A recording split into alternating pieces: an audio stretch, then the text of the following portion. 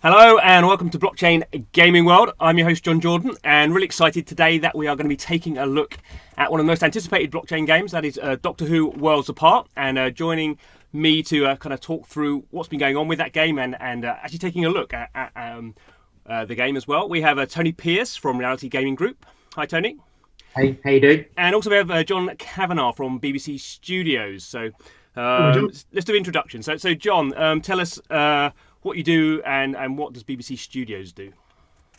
So, BBC Studios is the name we have for the commercial arm of the BBC. So we're a separate entity in some respects, and we're there to commercially exploit, the BBC properties, and also it creates TV shows for other companies. So, for example, Good Omens was done for Amazon, based on the Terry Pratchett book, and Neil Gaiman.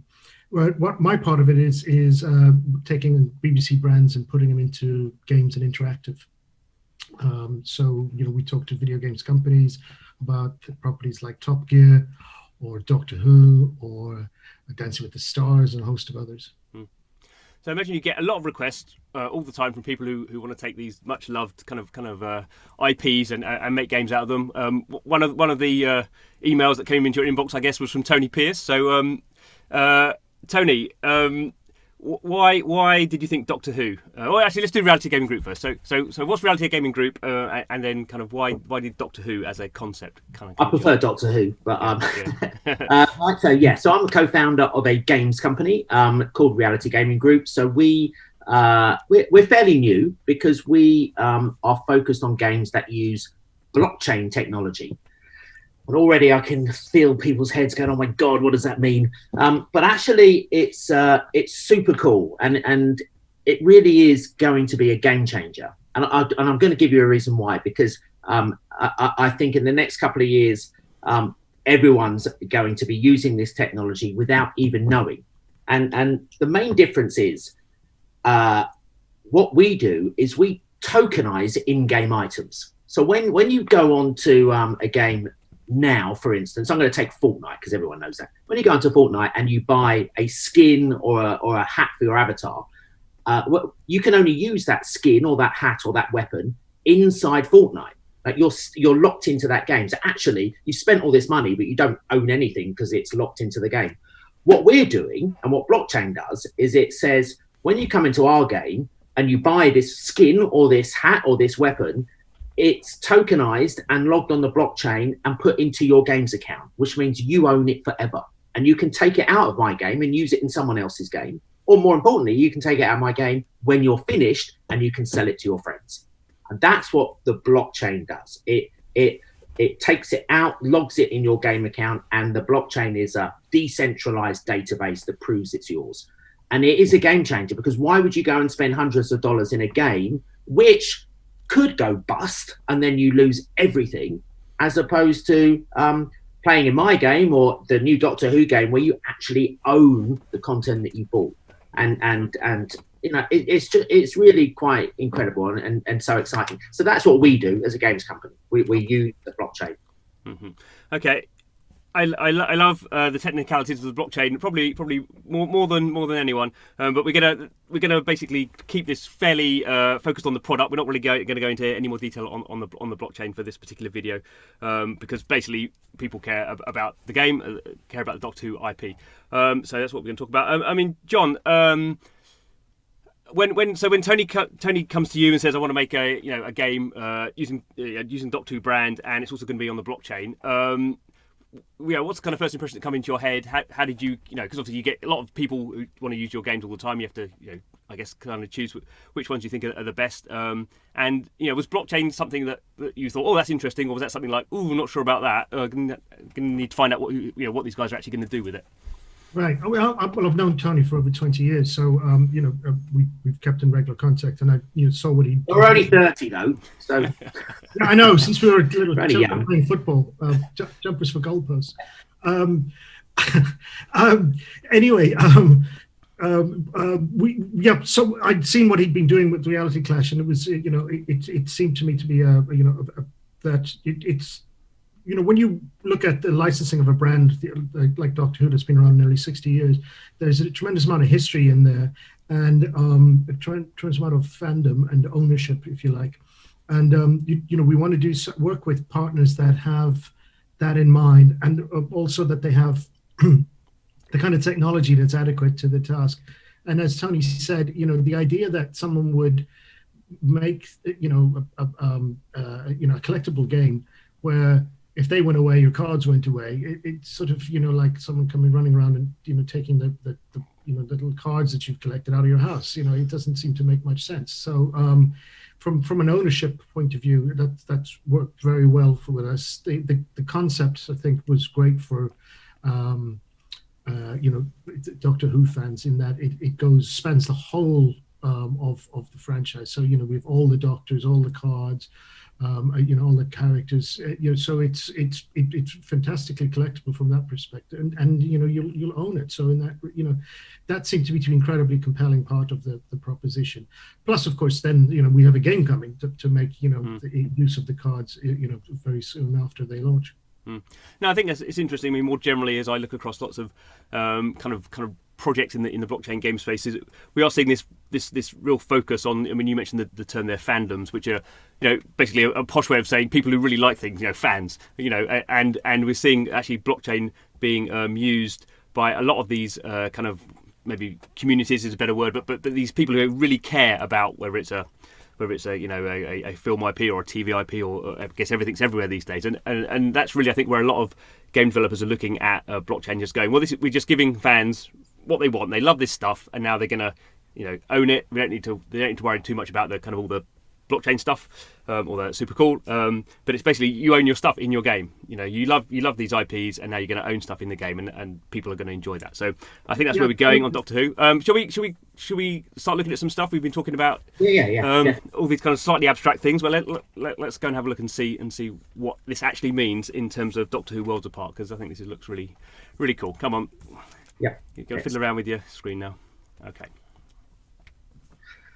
So as John mentioned, the whole reason for doing this is to bring the fans that love Doctor Who, and give them something that they can collect. So this game has a number of different elements to it. One is you can just collect really cool, unique Doctor Who digital cards. And when you buy these, each card, as I mentioned, is logged on the blockchain and put into your account. So you can just simply collect these, and then you can trade them with friends. So you can just build your decks, look at them, admire them. They're all limited edition. They're all rare. They're all unique. And in fact, these cards that we have are all hand drawn.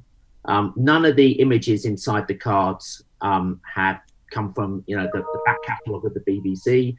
These are hand drawn images by our artists that have gone back for approval, and are just super cool. So when you come onto the website, which you can do right now, you can buy these limited edition cards. So the idea is that what's live now is what we call a pre-sale, which is where you can come on and buy packs of cards. And you get 4 choices of packs. You get a core pack, a premium pack, exclusive pack, and a TARDIS pack. Each of those are different prices. The top one, the £196.30, is actually the year that Doctor Who launched on the TV. So that has some kind of fandom background, and actually has some super cool cards in it. But you can go down to $4.99, and inside these are different rarities of cards. So it's a bit like going into a shop and buying a pack of cards. When you used to play Top Trumps, and you open the pack and you go, damn, I haven't got the one I want, or you're just so happy because you got the super rare one. It's very similar to this. They're randomly drawn, so I don't even know what's in a pack. But if you click on, for instance, the premium pack, what you'll see is inside the premium pack, you will get 6 cards, and they're randomly selected. So they're a mix of these frames up here. These are called core frames, and down here, these are called alien frames. You can see there's one of a Dalek. Down here is one of a TARDIS. And they're randomly selected, and these are the percentage chance of getting these. So one thing is to mention in this pre-sale, which lasts only a few months, is that once they're sold out, we will never make these cards again. So, get in there as soon as, because the only way to get them once they're sold out is to go on to a marketplace and buy them from your friends. And that will open in Q1 next year.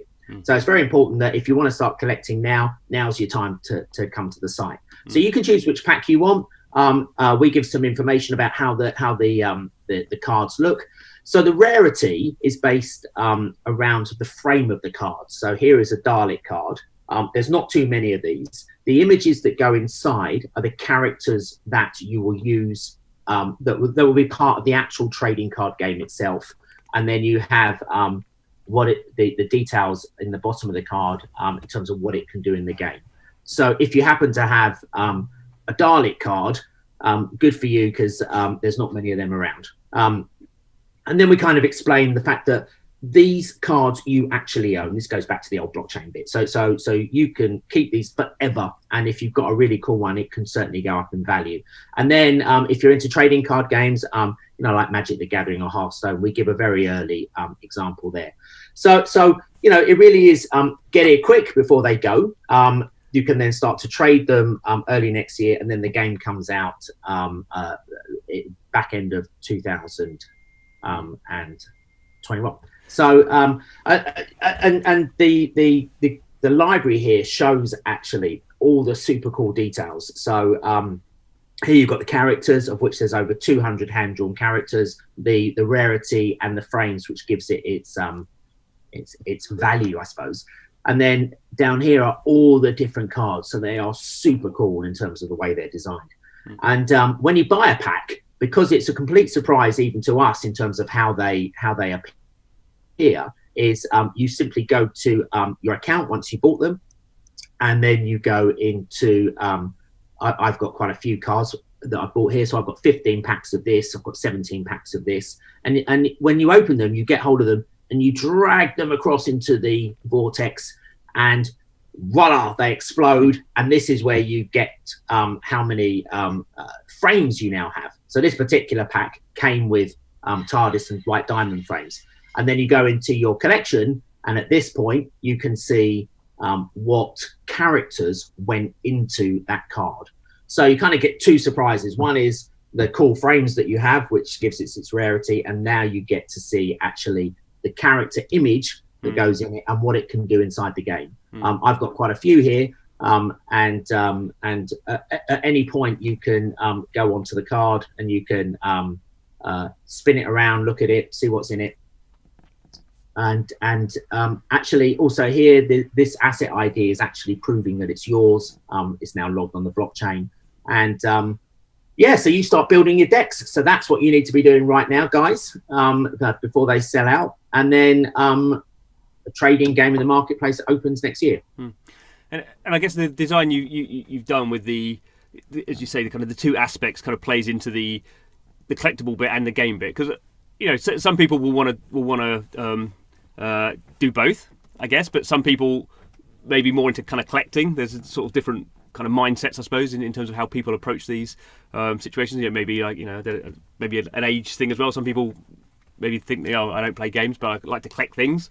Obviously, there's lots of collectors, I imagine, in the Doctor Who community, collect different physical items. So this is kind of playing into that. But then there's also the game thing, and obviously there's loads of kind of trading card games out there, and there's quite deep gameplay, looks like, in the game. Can we go back actually and quickly just go through those packs again?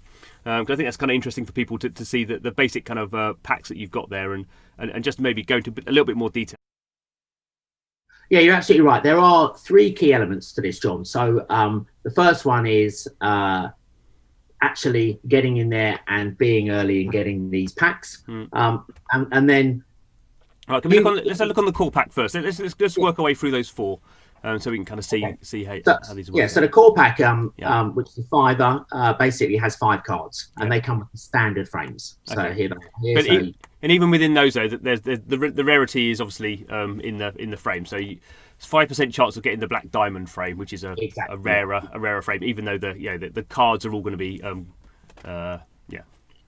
exactly. So 5% chance of getting this. much higher for this. So this is this, you know, from a secondary market value, a trading value, there's going to be lots of the standard frames, not so many of these. So if you have this frame, then you know, they're not going to do anything different in the game, but they will have a rarity value from a collector's point of view. And that's that's the first part of the what you can do with this. So fandom and collecting this is a great opportunity to have something that is rare in some cases. I mean, you get the rarest card here. There will not be many of those around, and that's what's so cool about the blockchain, because it secures that with your name, and it can never be hacked. It's a proven it proves that you own it.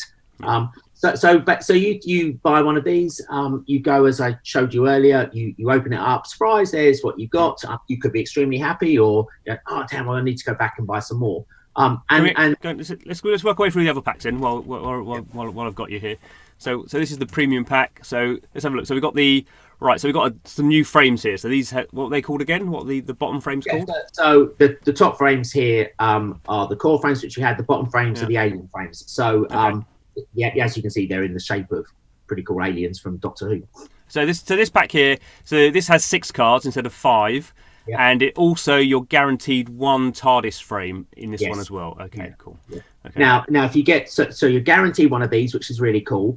To get 2 in that pack, you're going to have a 2% chance. Okay, that's how the chance goes. Okay. So the chances of getting 2 are pretty rare. And in those frames at the bottom, the alien frames, will presumably there'll only be specific for the game? There'll only be specific cards that would be in those frames, or could any card be in, let's say, a Dalek frame, or will you only get Daleks in the Dalek frame, or Dalek? No, you can get any. Okay. Any character image inside that particular inside any frame. Okay. That character image, of which at the moment when we launch there's 200, so that's how many there are. That character image will give it its game form, what it can do actually in the trading card game. Okay.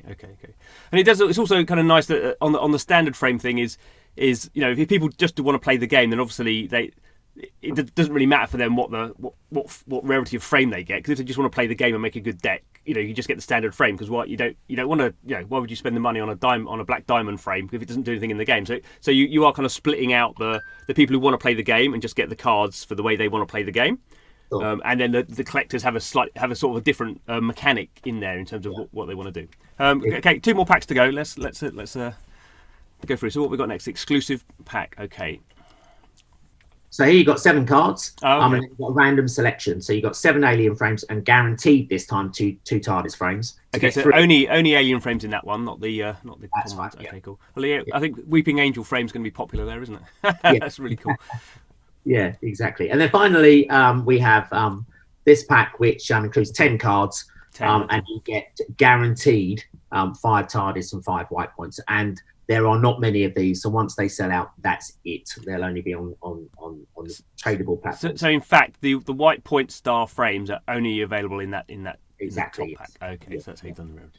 But here's what's quite interesting, which I'd like to show you. If I show you what comes out in these games, in these cards, so you can see a quick demo of the game when you come to the site. This tells you the character types. These are the images that go inside the card and what they can do. So for instance, you know, if you get an upgrade image, upgrades are equipped on creatures and companion cards and stay attached even through death unless disarmed. So there's character types of images that go inside these frames. And this is the card anatomy. So basically you've got the name, you've got the creature's life form, the card type and race, the attack power at the bottom and the health on the right, the card's ability, the rarity is the symbol in the middle, and the Artron cost. So if you're familiar with trading card games, you'll understand what Artron health and attack power will do. So, you know, this particular card is going to be less powerful than someone that's got a 10 Artron cost and a 5 health, etc. And then what's quite interesting, so the boards you play on, we're doing different kind of boards. We're doing night mode boards, we're doing day modes, we're doing 3D boards, we're doing Dalek worlds, which are all pretty cool. And then some information about the gameplay. But what I wanted to show you here, and this is where it gets quite interesting with the blockchain, is we can follow the card's history for life. So we can tell how many times that card's been played. And so can you, by the way, when you buy it. So when you buy a card in the secondary markets, because they're tradable, you can look up and see the history. So you can see how many matches it's had, how many wins, the percentage rate, its estimated value in the market, and then the game stats, which is really cool. So everything from the general game stats to the number of attacks it's had, how many blocks it's had, the abilities used, even destruction. So how many Daleks has this card destroyed? You know, how many Cybermen has it destroyed? You know, and so this is really cool, because if you're playing, you know, a physical card game, you'd never know what that card has done in previous games. You know, and every time it's used, it's backed up and logged on the blockchain. And when you come to buy it in our marketplace, all these stats will be alongside the card, so you can see it and will follow you forever. Mm-hmm. Now, I think it's particularly nice when you have things like kind of tournaments won as well, and you have the kind of detail of how it's worked in the game, but also you have the global stats there, which kind of show, as you say, you know, the blockchain.